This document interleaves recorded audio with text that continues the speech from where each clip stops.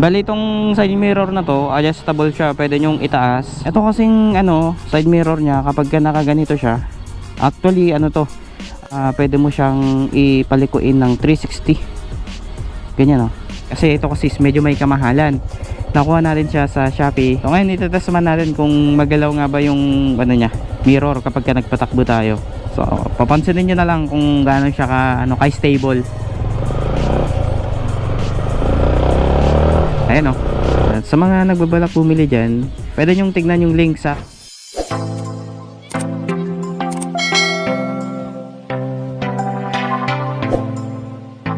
okay guys, gamit ulit natin yung ating sniper. At may nagtatanong sa atin tungkol dito sa ating side mirror. So dito kasi sa ating side mirror, kung mapapansin nyo, hindi na ito yung stock. Bali ito yung nabili natin sa Shopee. Simula kasi nung nag-install tayo ng ganyan, laging napapansin ng mga viewers natin, siguro napopogihan sila sa ating side mirror, kaya lagi nilang tinatanong kung saan daw tayo nakabili ng ganyan. Madami naman kayong makikitang ganyan sa online, lalo na sa TikTok, Shopee, Lazada. Pero ito kasing nakuha natin, itong side mirror natin, nakuha natin to sa Shopee. Sa tagal kong nabili na yung ating side mirror, yung kanyang link ay hinanap ko pa. May nagtatanong kasi sa atin kung saan daw tayo nakabili ng ganitong side mirror.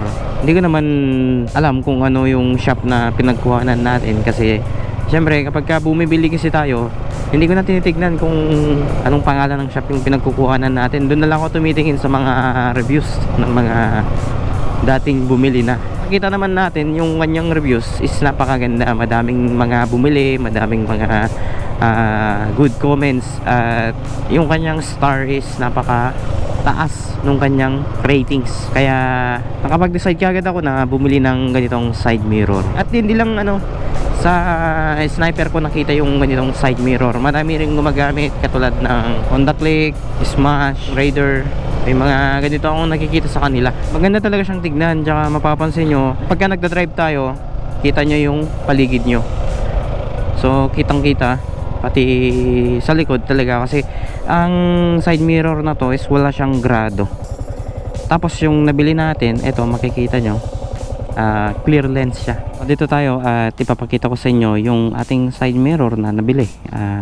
Ito kasi yung mga nakikita nila na natin, ina-upgrade natin sa ating motor, pero matagal na nating na-install dito sa ating sniper. Bali every video kasi natin at nag-upload tayo, laging tinatanong na, idol, saan mo nabili yung side mirror mo? Lagi kong sinasabi sa kanila na kapag nahanap ko yung link, i-send ko na lang sa inyo. Pero ito, gagawa natin ng video para yung mga ibang susunod pa na magtatanong sa ating video is mapapanood na nila yung kanilang gustong makita na side mirror. So ito, bali yung pangalan ng side mirror na to, Street King side mirror. Ito yung nagta-trending kasi sa TikTok ngayon. Kung napapanood nyo siguro, madaming ganito sa TikTok. Pero yung mga iba kasing seller is minsan yung pinapakita nila dun sa mismong video sa TikTok is magkaiba dun sa pinapadala nila. Kaya mas magandang may sasuggest ko sa inyo, bumili kayo sa Shopee or Lazada, tapos tingnan nyo yung mga reviews para makita nyo yung feedback ng mga customer. So, ipapakita ko sa inyo yung harapan, kung ano yung magiging itsura nya. Bali itong side mirror na to, adjustable siya, pwede nyong itaas, pwede nyong ibaba. Pero sa akin kasi mas okay siya kapag nakababa, kasi mas nakakapoging tignan. Ayan, pati sa kabila ganyan, parehas. So kapag tinignan natin siya ng malayuan, ganito yung itsura nya. Sa side naman, ganito siya. Bali nung una nating kinabit ito, nakukulangan kasi ako dito sa kanyang side mirror, kasi ito kasing side mirror nya, kapag nakaganito siya, actually pwede mo siyang ipalikuin ng 360. Ganyan ayan, ganyan, pwede siyang maging ganyan, pwede siyang lumiit. Pero ang nagiging problema lang kasi dito, kapag nakaganito siya, hindi siya ganun kalawak yung nakikita mo sa likod.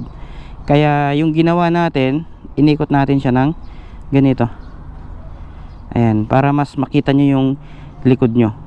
Ayan, ganyan. pati sa kabila ganyan din. Kasi kapag ka, ano kasi nakapalikod siyang ganun, ang nakikita lang natin is yung ating siko. Hindi ko na nakikita yung buong likod natin para ano, para medyo mas lumiit yung paningin nyo sa motor nyo, pwede nyo siyang i-fold. Test naman natin kapag nagra-ride tayo. So may mga ganitong side mirror din kasi. Actually hindi kasi ito yung naunang version nito. Meron pa yung nauna noon, pero ang nagiging issue kasi noon is magalaw yung kanyang ganito, itong mismong mirror. Bali maganda lang siya kapag nakikita nyo nakahinto, pero kapag umaandar na yung motor, magalaw. Hindi katulad nito na kung ano yung ayos niya, kapag nag-drive ka, hindi talaga nagpi-play. Yung mga ibang ganito din kasi na Street King is gumagalaw. Kaya yung mga iba, ang ginagawa nila, pina-fold nila, pinapaganyan nila yung kanilang side mirror. O di nagiging useless kasi kapag ganun yung gagawin natin. Kaya tinignan ko kasi talaga muna lahat yung reviews nito bago natin siya binili. Kasi ito kasi medyo may kamahalan. Nakuha natin siya sa Shopee ng 549 pesos. Pero meron pa kasi siyang shipping fee. Mga nasa 75 pesos yata o 80 pesos yung naging shipping fee niya. Pero sa ngayon naman, sulit naman kasi hanggang ngayon okay pa naman, matibay siya. Tsaka dito na park, pwede mo kasing i-adjust ito. Tapos dito din, pwede mo siyang itaas kung gusto mong itaas. Diyan, pwede mong ano, nandito kasi lahat yung kanyang bolts. So kahit anong angulo, pwede mo siyang i-adjust. Pwede mo lang iharap pa ng ganyan dito sa mismong harapan, pero syempre pangit ang tignan. Kaya mas magandang ganyan na lang. So ngayon itetest naman natin kung magalaw nga ba yung ano niya, mirror kapag nagpatakbo tayo. So papansinin nyo na lang kung gaano siya ka stable. Ayan o, hindi siya ganun kagalaw kasi kung ano kasi yung parang nakikita nyo sa stock nyo noon, ganun din dito. Ayan.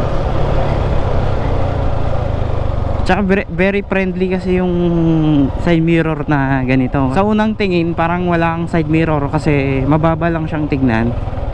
Yun nga, hindi katulad nung sa stock kasi na kapag gamit mo yung stock, yung nangyayari kasi kapag sa stock kasi, lalong lalo na kapag nagpark ka ngayon, nasagi nila yung mismong adjustment ng mirror mo, nagagalaw. Malambot lang kasi yung ano nun, yung mismong mirror niya kapag pinapahikot mo siya, malambot siya compared dito na medyo may katigasan ng konti. Bali ganito kasi yung likod niya, pwede mong i-adjust dito, pwede mong higpitan. Kaya kapag nagigpit ka dito, talagang luluwag siya.